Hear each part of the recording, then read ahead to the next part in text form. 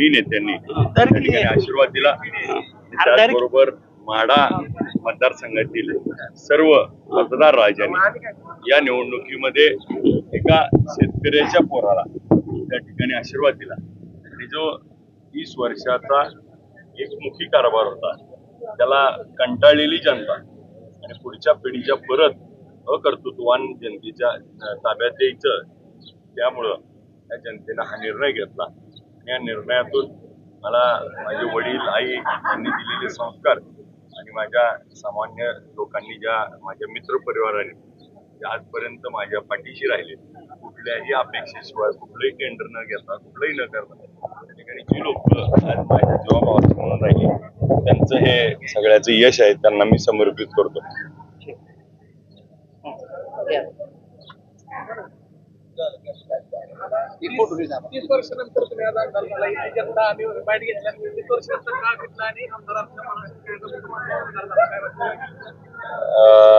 या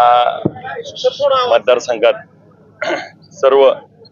मतदार राजा जनतेचे त्या ठिकाणी खूप खूप आभार मानतो। 30 वर्षाच्या प्रदीर्घ काळानंतर 30,000पेक्षा जास्त मताधिक्यानं त्या ठिकाणी जनताने कौल दिलाय। अजून मतमोजणी सुरू आहे, अजून 2-3 फेऱ्या सुरू आहेत आणि नक्की मला खात्री आहे की अजून देखील मताधिक्य वाढेल आणि या जनतेनं या बरोबर देशाचे नेते शरदचंद्र पवार साहेब, मोठे दादा आणि खासदार साहेब, त्याचबरोबर माढा मतदारसंघातील तमाम जनता, माझे आई वडील, माझे सर्व सहकारी, जे मित्र परिवार, जो माझ्याकडे कुठल्याही अपेक्षांशिवाय त्या ठिकाणी माझ्यासोबत राहायला तळागाळातला माणूस, मला ज्यांनी साथ दिली मोलाची, त्या सर्व जनतेचे त्या ठिकाणी मी तमाम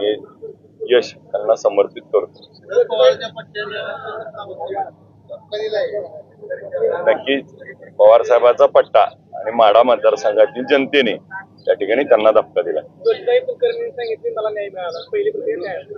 खरंच ज्योतिताईंवरती झालेला अन्याय, एखाद्या माणसाचा जीव घेणं आणि त्यांना एवढ्या वर्षानंतर त्या न्यायासाठी प्रतीक्षा करावी लागली, आज खरंच या निवडणुकीमध्ये त्यांना गणेश काका कुलकर्णींना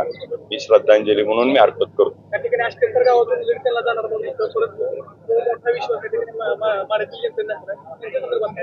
मी ज्या